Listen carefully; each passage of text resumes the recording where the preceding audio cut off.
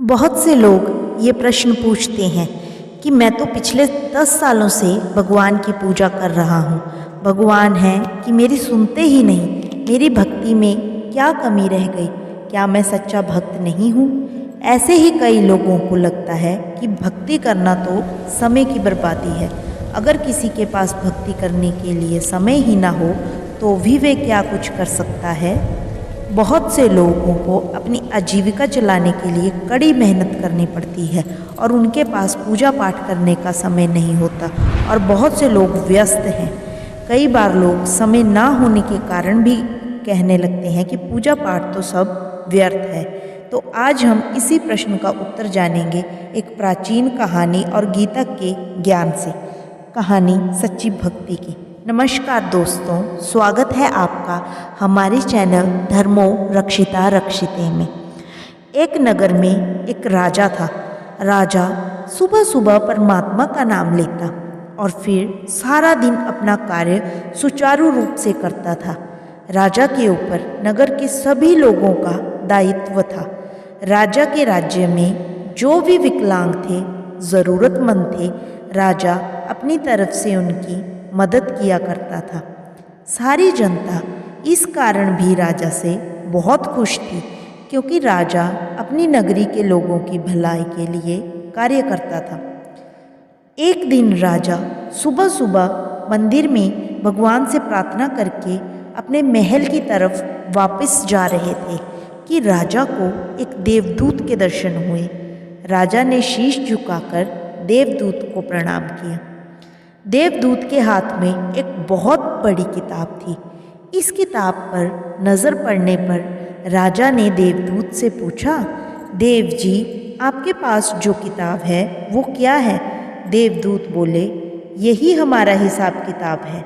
इसमें उन व्यक्तियों के नाम हैं जो हर समय भगवान का सिमरन करते रहते हैं। राजा को जानने की उत्सुकता हुई कि राजा का खुद का नाम कितने नंबर पर है। राजा ने देवदूत से कहा, हे देव जी, कृपया करके बताएं मेरा नाम आखिर कितने नंबर पर है। देवदूत ने चंद मिनटों में किताब के सारे पन्ने पर डाले। उसमें और कई नाम थे परंतु राजा का नाम कहीं ना था। ये जानकर राजा का मुख थोड़ा उतर गया तो देवदूत ने राजा से कहा, राजन, मैं दोबारा से देखता हूँ, हमारे हिसाब किताब में आपका नाम तो होगा ही। तो राजा ने कहा, नहीं देव, आपसे कोई चूक नहीं हुई है।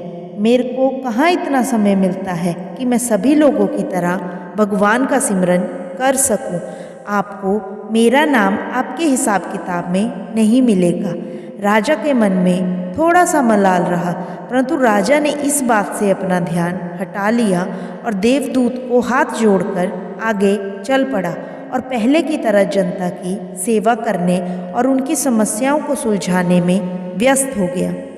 इस घटना को कुछ ही महीने बीते थे कि एक सुबह राजा का सामना फिर देवदूत से हुआ। इस बार देवदूत के हाथ में एक और पुस्तक थी। इस पुस्तक का आकार पहली वाली पुस्तक से काफ़ी छोटा था। राजा ने देवदूत को इस बार भी सर झुका के प्रणाम किया और फिर देवदूत से वही प्रश्न किया, प्रभु, इस बार जो आपके हाथ में पुस्तक है उसमें क्या है? देवदूत ने कहा, इसमें उन लोगों का हिसाब किताब है जो लोग स्वयं भगवान को बहुत अधिक प्रिय हैं। राजा ने मन ही मन सोचा, कितने खुशकिस्मत होंगे वो लोग जिनको स्वयं भगवान पसंद करते हैं। ज़रूर ये लोग भगवान का नाम दिन रात लेते होंगे। राजा ने उत्साहित होकर पूछा, क्या मेरी खुद की नगरी में भी कोई ऐसा व्यक्ति है जिसका नाम इस पुस्तक में लिखा हो? देवदूत ने उस पुस्तक को खोला और जो पहले पृष्ठ पर पहला नाम लिखा था वो राजा का था। राजा को बहुत आश्चर्य हुआ। राजा ने देवदूत से पूछा, भला मेरा नाम उन लोगों में पहले स्थान पर कैसे जो भगवान को सबसे अधिक प्रिय हैं? मैं तो भगवान का नाम भी दिन में कुछ क्षण के लिए ही ले पाता हूँ। अब देवदूत ने बोलना शुरू किया और कहा, हे राजन, आप अपना कम समय भगवान को याद करने में लगाते हैं परंतु अपने कार्य केवल अपने लिए ना करके जनता के लिए ही वो समय लगाते हैं। आपने जो किया, जो खाया, जो दान किया, जो किया, वो सब करते हुए यही भावना रखी कि वो सब आप परमात्मा के लिए ही कर रहे हैं। आपने सभी कार्यों को भगवान का कार्य समझा और सभी कार्यों के फल को भी भगवान को ही अर्पित किया। यही सच्ची भक्ति है और इसलिए ही आप भगवान को सबसे अधिक प्रिय हैं। दोस्तों, यही सीख हमें श्री कृष्ण जी ने श्रीमद् भागवत गीता के 9वें अध्याय के 27वें और 28वें श्लोक में दी है।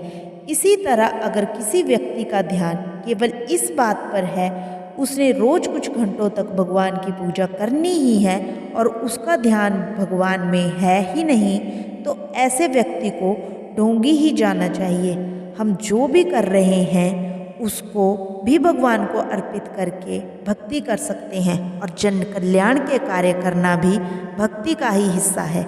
जितनी देर भगवान का नाम लो, मन से लो, यही सच्ची भक्ति है। हरे कृष्णा। दोस्तों, अगर आपको हमारी ये कहानी पसंद आई हो तो हमारी वीडियो को लाइक करें और हमारे चैनल को ज़रूर सब्सक्राइब करें। धन्यवाद। शुभ रात्रि।